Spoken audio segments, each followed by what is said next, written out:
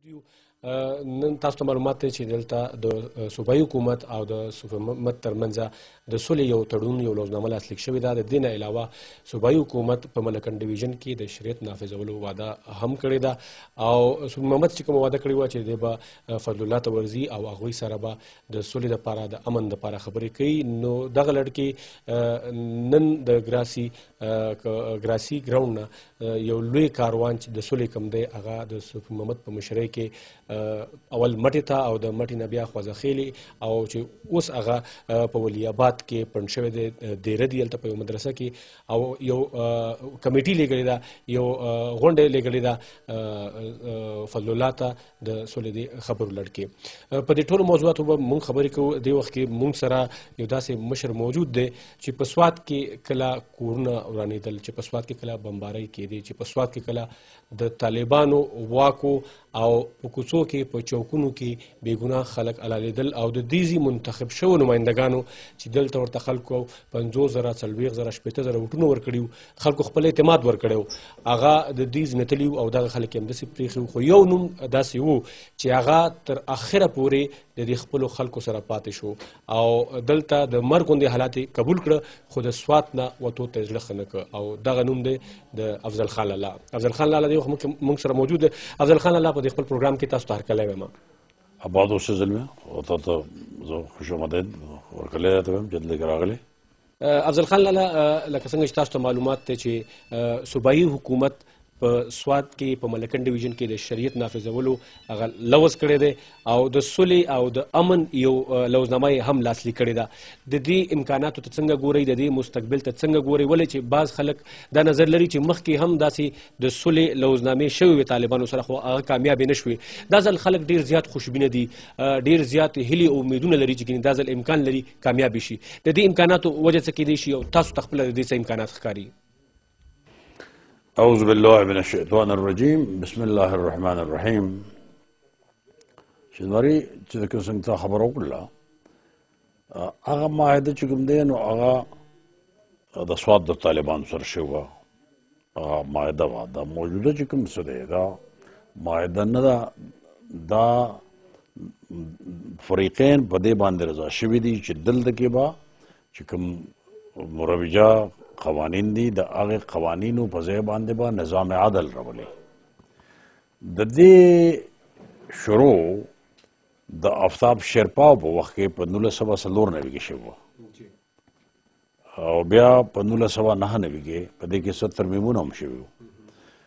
اوس چې دا کوم شوې ده نو دا لکه څنګه چې مولانا صوفي محمد ویلی دي چې هغه څه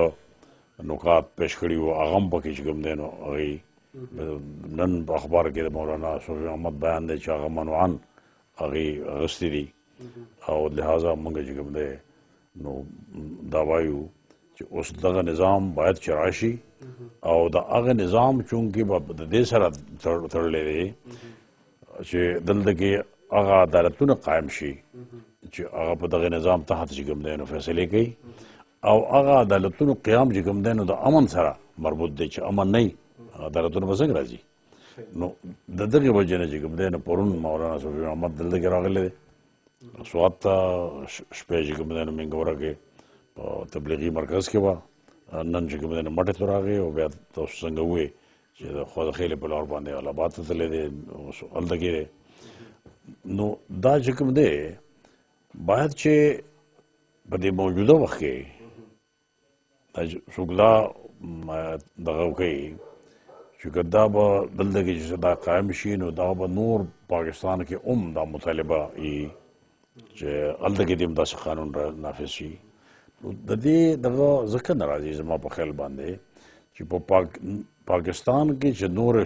صوبې دي او رات دی د پاټ او د فاټا نه علاوه هلته کې د ډېر مخکې نه قوانین نافظ دي او حقیقت خو دا دی چې په پاکستان کې یو شریعت نافذ دی. په قوانینو کې بنیادی قانون چې دی نو هغه آئین دی. د پاکستان په آئین کې دا درج دی چې د کم قانون د ملک د قرآن او د سنت سره موافقت لري هغه قانون نه دی او هغې دپاره چې کوم دی یو کونسل جوړ کړی دی چې هغې کې یو عالم 2 3 9 10 نه د 40 علماو یو اداره ده. خو افضل خان الله د سوات خبرې لکه راشو دا اوس هم موجوده خبره چې دا صوفي محمد سره روانه ده، فضل الله چې کوم دی هغه د تحریک نفاذ شریعت محمدي غړی نه دی یا د دې ممبر نه دی، هغه د تحریک طالبان پورې تعلق لري. نو که چېرته په وزیرستان کې عملیات کیږي نو دا دغه چې کوم تحریک دی د طالبانو دا چې کوم ډله ده د فضل الله په مشرۍ کې دوی به غلي پاتې شي. شینواري چې تا ماته صبر کړی زه خله دی راتلم چې تا که مو سوال وکړو ما ورته وویل چې دغه نظام چې کوم دی دا د پاکستان کې دغه نظریاتي کونسل د دې دپاره دی چې هغه دا وګوري نو د دغه نه زیات یعنې شریعت څه شي کېدی شي چې قرآن او د سنت تحت یو نظام وي خو هغه شریعت دی دغه دلته کې ما چې څنګه درته ووایي چې دا د 1904 نه وي نه آفتاب شیرپا خان په هغه وخت کې چې کوم دی نو وزیر اعلی و د هغه د وخت نه شروع دی باید چې په هغه طریقه باندې خبره شوې وه لیکن نه وي دا وشوه نو دا ښه خبره ده یعنې وشوه چې یو مسله وه یو ایشو وه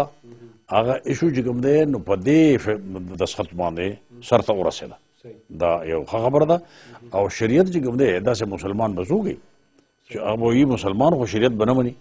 نو آیا به هغه نه تسلیموي. اوس دا ته چې وایي چې دا د موجوده طالبان چې کوم دی نو د هغه تحریک طالبان سره زه د دې ذهن یم چې دا طالبان چې کوم دی دا د مولانا صوفي محمد چې کوم دی د هغې فالوورز دي.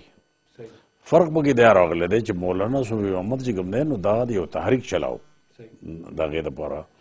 دی چې کوم دی نو تشدد په لار لاړو د هغې دپاره ټوپک را واخیسته سړي مرګ او سړي لالول سر پرې کول